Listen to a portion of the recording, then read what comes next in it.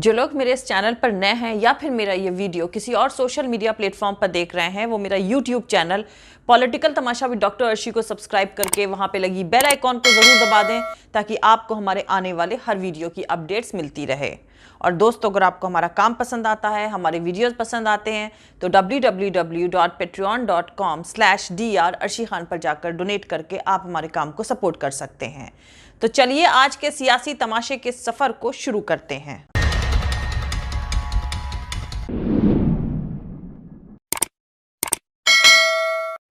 तो ये तो बीजेपी की भाजपा की पुरानी आदत है और हर चुनाव से पहले कोई ना कोई ऐसा मुद्दा उठाते हैं जिससे वो बताना चाहते हैं कि वो हिंदुत्व की आइडियोलॉजी पर और आरएसएस के हुक्म पर इस तरह की पॉलिसी बनाई जाती है। तो ये कोई नई ताज्जुब की बात नहीं है।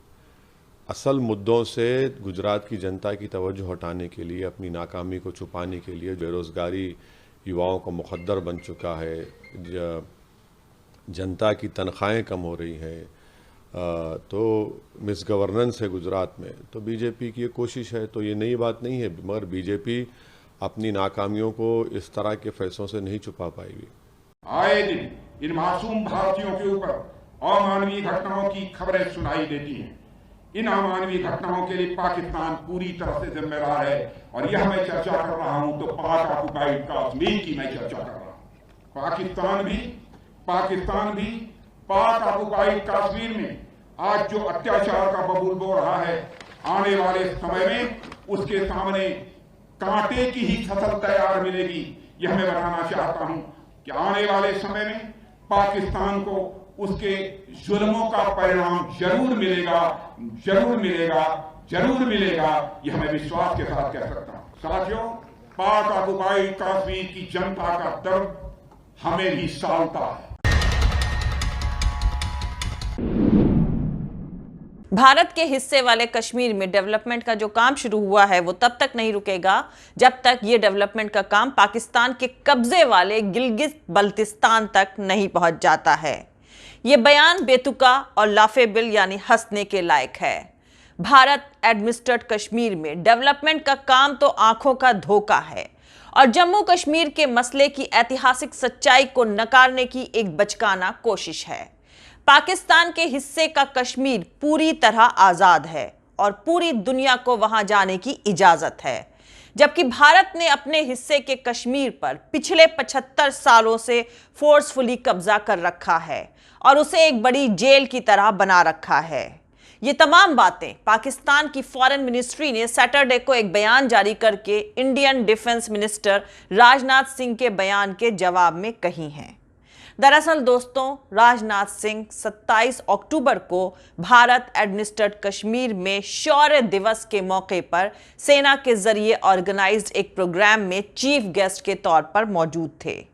आपको बता दूं कि 27 अक्टूबर 1947 को भारतीय सेना श्रीनगर पहुंची थी और उसने कबायलों के हमले को नाकाम कर दिया था।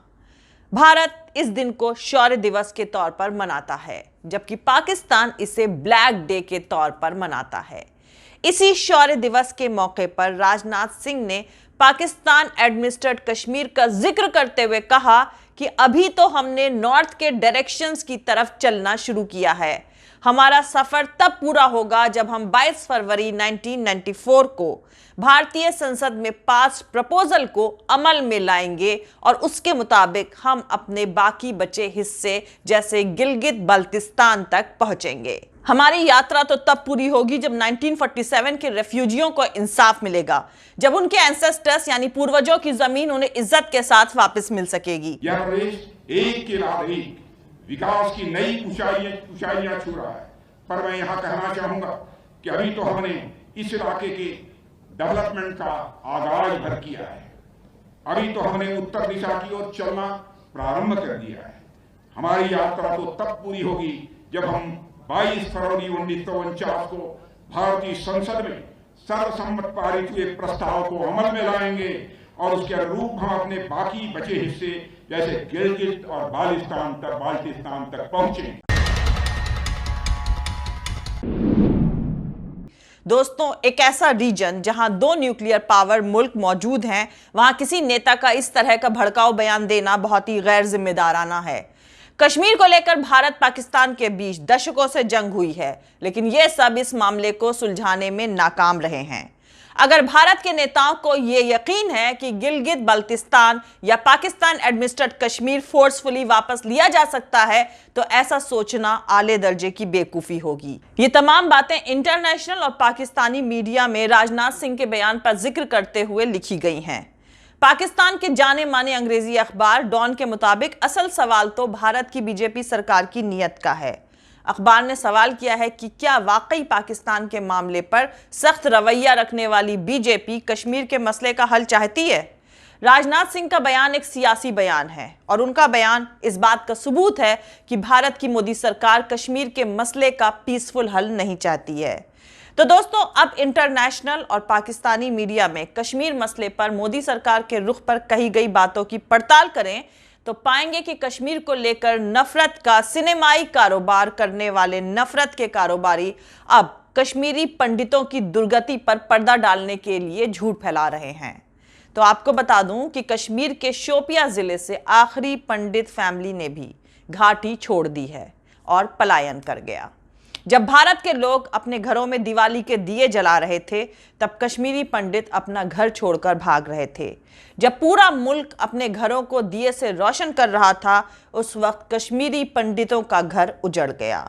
तो आपको बता दूं कि इस साल 30 कश्मीरी पंडित मारे गए और पूरे साल में हजारों की तादाद में पंडितों ने घाटी छोड़ दी है। जिस वक्त कश्मीर घाटी पंडितों से खाली हो रही है, वो घाटी छोड़कर भाग रहे हैं, उस वक्त बीजेपी सरकार और उससे जुड़े लोग उन्हें सिक्योरिटी देने की जगह झूठ फैला रहे हैं।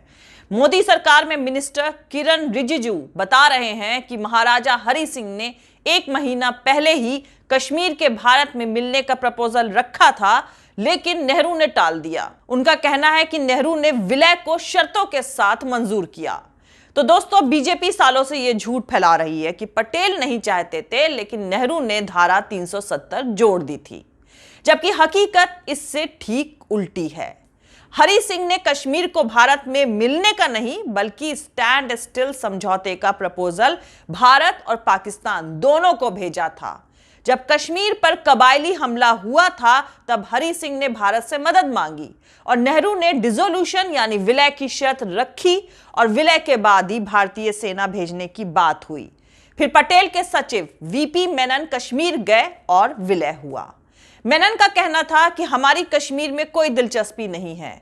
तो आपको बता दूं कि कश्मीर पर कबायली हमले के 1 महीना पहले नेहरू ने पटेल को खत लिखा था कि कश्मीर पर हमला हो सकता है।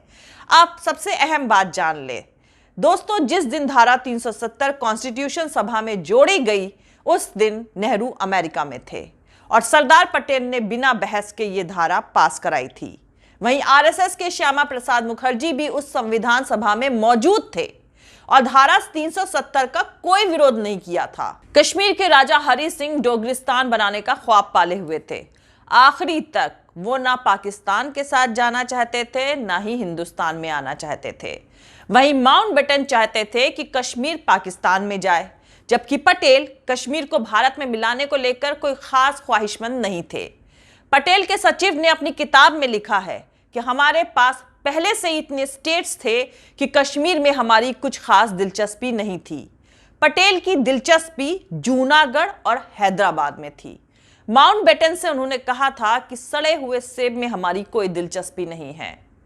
दोस्तों, आपको बता दूं कि आजादी के आंदोलन में हिस्सा नहीं लेने वाली हिंदू महासभा हरि सिंह के साथ खड़ी थी और कश्मीर के आजाद मुल्क बनने पर सहमत थी। वहीं भारत में विलय के पहले जिन कश्मीरियों ने कश्मीर का भारत में विलय का सपोर्ट किया था, उन्हें जेल में डाल दिया गया था। हकीकत यह है कि भारत में विलय से पहले अकेले नेहरू थे जो चाहते थे कि कश्मीर भारत में शामिल हो जाए, क्योंकि वो खुद कश्मीरी थे। अब कुछ हजार कश्मीरी पंडितों को सिक्योरिटी ना दे पाने वाली बीजेपी 70 साल पहले के उस इतिहास के इंसिडेंट की जड़ें खोद रही है, जिसमें ना उसका कोई कंट्रीब्यूशन है, ना ही उसके 100वें हिस्से के बराबर वो कुछ कर पाई है। तो दोस्तों 15 अगस्त 1947 को भारत के बंटवारे के बाद कबायलियों ने 22 अक्टूबर 1947 को कश्मीर पर हमला कर दिया था। कश्मीर उस वक्त एक आजाद रियासत थी। 26 अक्टूबर 1947 को कश्मीर के उस वक्त के राजा हरि सिंह ने भारत के साथ विलय की ट्रीटी इंस्ट्रूमेंट ऑफ एक्सेशन पर दस्तखत करे थे, जिसके बाद 27 अक्टूबर को भारत की सेना श्रीनगर में दाखिल हुई थी। भारत और पाकिस्तान के बीच कुछ महीनों तक जंग हुई, लेकिन बाद में यूएन यानी संयुक्त राष्ट्र के इंटरफेरेंस के बाद दोनों मुल्कों के बीच सीज फायर लागू हो गया था। इसके बाद line of control LOC word का पहली बार इस्तेमाल किया गया था। उस वक्त कश्मीर का जो इलाका जिसके पास था वो आज भी उन्हीं के पास है। भारत अपने हिस्से के कश्मीर को अपना इंटरनल मामला मानता है और पाकिस्तान के हिस्से वाले कश्मीर को वो POK यानी पाकिस्तान ऑक्यूपाइड कश्मीर यानी पाकिस्तानी कब्जे वाला कश्मीर कहता है और उसे भी अपना हिस्सा ही मानता है। साथ ही हमेशा उसको वापस लेने की बात करता रहता है। वहीं दूसरी तरफ पाकिस्तान अपने हिस्से वाले कश्मीर को आजाद कश्मीर कहता है और भारत के हिस्से वाले कश्मीर को भारतीय कब्जे वाला कश्मीर यानी इंडियन ऑक्यूपाइड कश्मीर यानी IOJK कहता है। खैर दोस्तों, कुल मिलाकर सियासी तमाशा यह है कि मोदी सरकार के डिफेंस मिनिस्टर राजनाथ सिंह का यह कहना है कि भारत ने अपने हिस्से वाले कश्मीर में डेवलपमेंट का जो काम शुरू किया है वो तब तक नहीं रुकेगा जब तक यह डेवलपमेंट का काम पाकिस्तान के गिलगित बल्तिस्तान तक नहीं पहुंच जाता है। कितना सही है या बेतुका है, इस पर सोचने समझने हंसने रोने के लिए गुजरात चुनाव में वोटिंग के दिन से लेकर 2024 के चुनाव तक का वक्त है।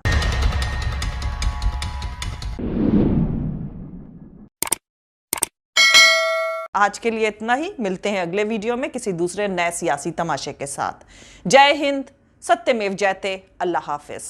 दोस्तों, हमारा पूरा वीडियो और दूसरे और वीडियोस देखने के लिए हमारे YouTube channel political Tamasha with doctor Arshi को सब्सक्राइब करके वहां पे लगी बेल आइकॉन को जरूर दबा दें ताकि आपको हमारे आने वाले हर वीडियो की अपडेट्स मिलती रहे।